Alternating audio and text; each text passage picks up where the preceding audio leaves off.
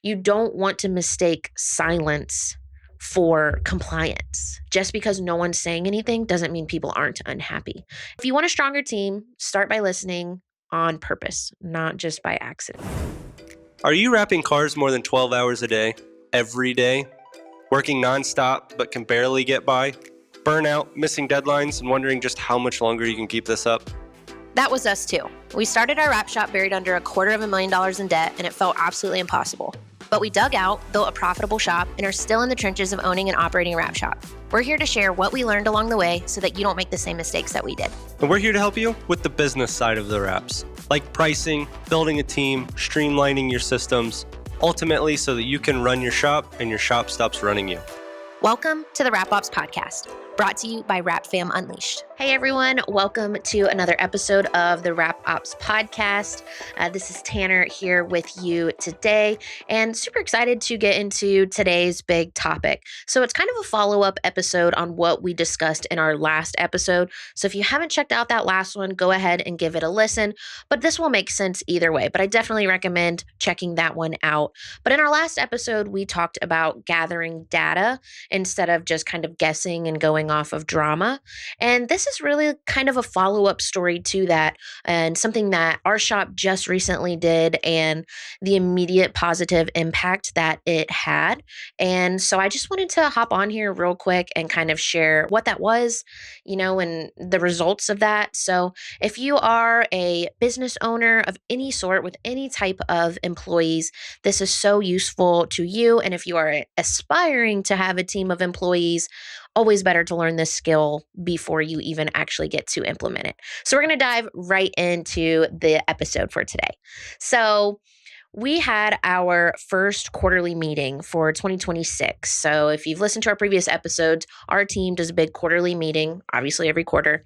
And of course, the first one of the year is kind of the big one because we go over what our 2026 goals and everything are. Before that meeting, I decided that I needed to update some employee information. So whenever we onboard a new team member, they always fill out like a quick survey that we call just the About Me form. And it has simple things on there like their t-shirt size, their favorite drink order, their favorite food, favorite restaurant, how they receive feedback, how they respond to conflict, things like that. So it's kind of like a personality test a little bit mixed with some of like, what are your favorite things? And that's a whole separate idea of why I do that. That's just for trying to give meaningful little gifts and rewards every now and then. But as I was wanting to update that information and resend that form out to everyone, just in case their answers had changed within a year, I was like, you know what? I should really be surveying our team. And I just want to make sure everyone's good. This year was the first year that we implemented those weekly one-to-ones with every single team member. The first year that we did weekly production meetings where once a week we're going over performance metrics. And just really trying to be the absolute best bosses that me and Andrew could possibly be. And I kind of am one to err on oh my God, everyone's upset. Just from previous versions of our shop where our whole staff was upset, I kind of default back to that. And I thought, instead of having this weird qualm, why don't I just ask them? Why don't I just add that into this About Me form and have them update it and do a quick survey at the same time? So that's the big thing for today is, are you guessing what your employees are feeling? Why not go ahead and just ask them? And I think that's a really hard thing for a lot of owners to do. I can admit to you, when I sent this form out, I was nervous because, of course, you don't want feedback that you don't want to hear. I don't think anyone shows up to work and intentionally does a bad job. But I think there can be misunderstandings of, hey, this is lacking.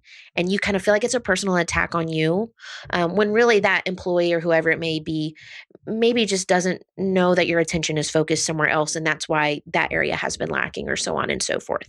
So If you are an owner, if you have any employees, if you are a manager, don't worry about getting feedback that you don't want to hear. It's good for you, whether you kind of want it or not. So you got to toughen up your skin a little bit and be okay with that feedback. The other thing is not knowing what to ask. I think can be another issue on there as well. I like to think what keeps me up at night. So my team's happiness is very, very important to me. I also understand, just as an adult and a rational being, I can't control everything that goes on in this person's life, but I do control what happens at work. So I try to ask questions around that. So one of the questions that I asked was, on a scale of 1 to 10, how appreciated do you feel at your job every day? How appreciated do the managers, the owners at Performance Wraps make you feel? And I just thought, man, if we get a good score on that, I can sleep okay at night. So ask the question that, is kind of haunting you. And don't feel like you have to fix everything. You're allowed to get feedback, and you're allowed to tell an individual, I have to put out this fire first. It's on my list. This is my plan. Or that's not something that I can fix for you. And please let me explain why. Because the whole point of this is to start a discussion. So once you get the willpower up to kind of survey your employees, and it's up to you, you can do it verbally. Sometimes I think people are a little intimidated to give those answers straight to your face and feedback straight to your face. So I just did a Google form that I sent out, and I put it in our Slack channel and asked everyone to fill out before the meeting. I like to do it written. I think people give you a little bit more information written.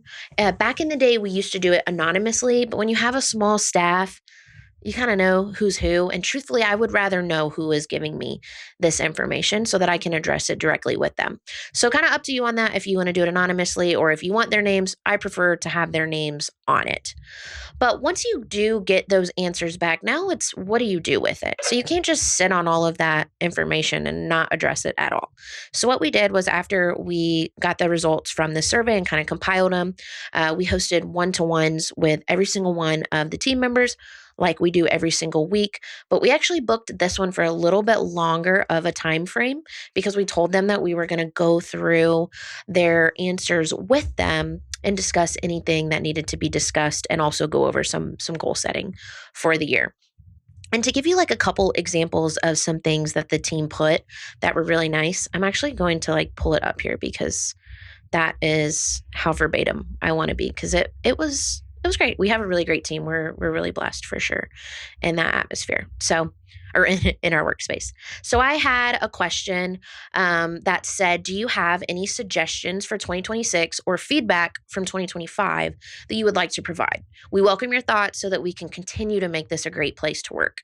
I literally had a person bring up that the install manager and the trainer should be two separate positions. And she literally said, as Ron Swanson would say, it's better to whole-ass one thing than to half-ass two things. And the funny part is we totally 100% agree with this. I would love to have an install manager, and I would love to have a separate trainer, but we just don't have anyone on our team right now that is doing one of those positions, or is able to switch, or an outside hire looking to fill that spot. We do have job ads out, but it hasn't been filled. So that's kind of nice, because you get to sit down with that employee and say, yeah, I totally agree with you. Here's where we're at with this. But we're making strides for it. But it's kind of cool to know, me and this person, we're on the exact same page, but there was just a little tiny communication gap that maybe they didn't know we were working on it behind the scenes. So we got to fix that instantly, and there's no problem. So you can find these little communication gaps where you're like, oh, we've already solved the problem. They just don't know we've solved it. So it's really exciting. We had other things come up of just kind messages. Keep doing what you've been doing. This is genuinely the best place and environment I have ever worked at. God bless this employee for putting that, because when you own a business, you don't really get too many compliments and kudos.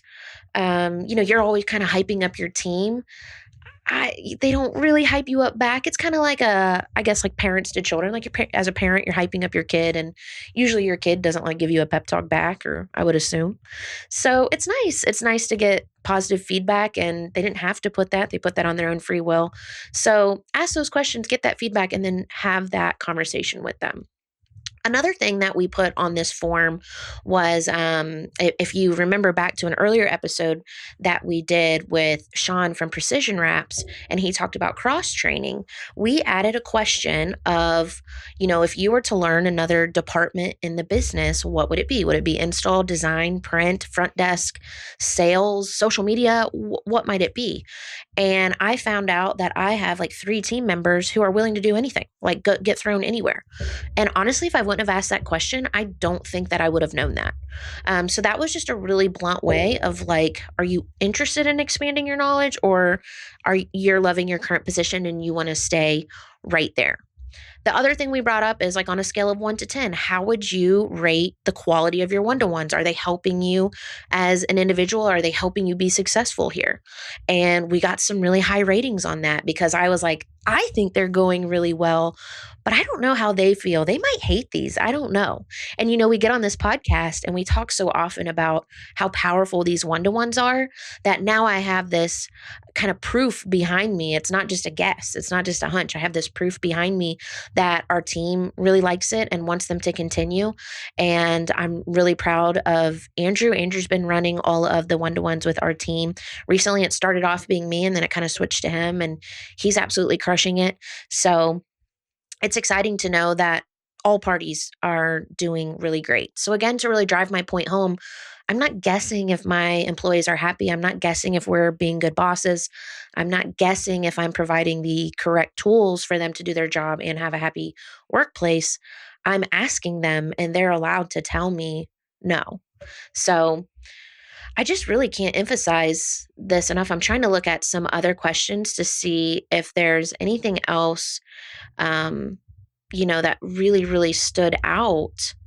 And that's really it for the survey. So just get your questions, get your feedback, and then talk to your teammates after and let them say whatever they want. You just sit back and listen, because that is the whole point. And I think sometimes we try to talk over our employees because we're afraid of what they might say, but let them do it. And then I think by doing this, you gain some respect from your team members, you gain some trust, and they know that they can come to you with problems and you're not going to blow up. So in no way should the answers ever make you angry and you like verbally show a team member it's angry. You should always view everything as there's some sort of communication disconnect, and I need to get to the bottom of that and tell them that as well.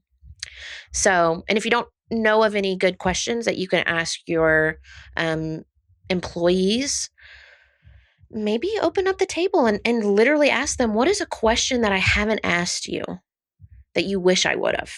It can be that open-ended. It doesn't always have to be so set in stone. But if you do need a couple examples, I do have a couple ready for you here. So one could be like, what is currently making your job harder than it needs to be, if any? What is one thing we should start, stop, or continue doing? Do you feel your feedback is taken seriously? What could I do to make this a better place to work for you? And it's kind of crazy. The answers to some of the things will be shocking. Even on the feedback ones, we put what type of appreciation. How do you best feel appreciated? And you kind of think everyone's going to put monetary, like I want more money. And almost every single person just put either like they're good, we do a good job on what we're currently doing, keep doing it, or words of affirmation, like just say good job, say thank you. And that's that. So people are a lot more reasonable than I think we have come to believe. And maybe that could be from social media and just kind of talking too much to maybe people who own other businesses that kind of feel a little bit entitled to the way that their employees answer questions and things like that. But anywho, do that. And then I like to do a 1 to 10 scale when possible because I love numbers and I love being able to say, okay, we have a passing grade. Like everyone, or the average score for this question was like an 8.5, which is passing. You know what I mean? If 10 is great and 1 is horrible. So if you can't assign numbers, that always helps if you're a numbers person, or you can just get that written feedback as well, or a combo of the two. So that's really it on that. And then just some common mistakes, of course, to avoid. We touched on it a little bit, but just to drive it home, you don't want to argue them. You don't want to take any of the feedback personally. There's no reason you should read their survey and meet with them 2 seconds later. I would recommend reading it and then sleeping on it, and then kind of coming up with your talking points before you have that one-to-one with them and discuss it with them. And then also, like, you don't want to just do this once and be done with it. So this will definitely be something that I will implement moving forward into the next, going into 2027. So we'll re-up that, and I can always add an additional survey in if I feel I need to a little bit later on, but I try to keep it pretty simple with our team and not give them a bunch of like homework, So I just said, "Hey, it's the end of the year. I want to get some feedback on how you guys think that we did." Shot them a message and said, "Can you fill this out before Monday?" And it was as simple as that. So I hope this episode helps you know that you don't have to have this either anxiety about how your team feels or this avoidant like method of dealing with your team of, if I don't ask them what's going wrong, then everything must go right. So you don't want to mistake silence for compliance. Like, just because no one's saying anything doesn't mean people aren't unhappy. And that's something that I had to learn a hard way. And I wish I could go back in time and tell little me that, because typically silence is almost worse. So check in with your team, ask how they're doing, get that feedback. Same with subcontractors, same with designers. It just doesn't hurt to ask people how they're feeling and how you can help. And these are really the soft skills of business that I wish were talked about more. And of course, we have a lot of hard hitting episodes on sales and client retention and, all of those more kind of hard skills of business. But just the soft skills of being able to be human to human with your employee, I think is really lacking in a lot of workplaces. And the more that we have leaned into that, the better results we have gotten. And it personally makes me love coming to work every day, when there was a time that I used to hate coming into work, and I own the place. So that's probably pretty bad. So if you want a stronger team, start by listening on purpose, not just by accident. I hope you guys have a great rest of your week, and we will catch you in the next episode.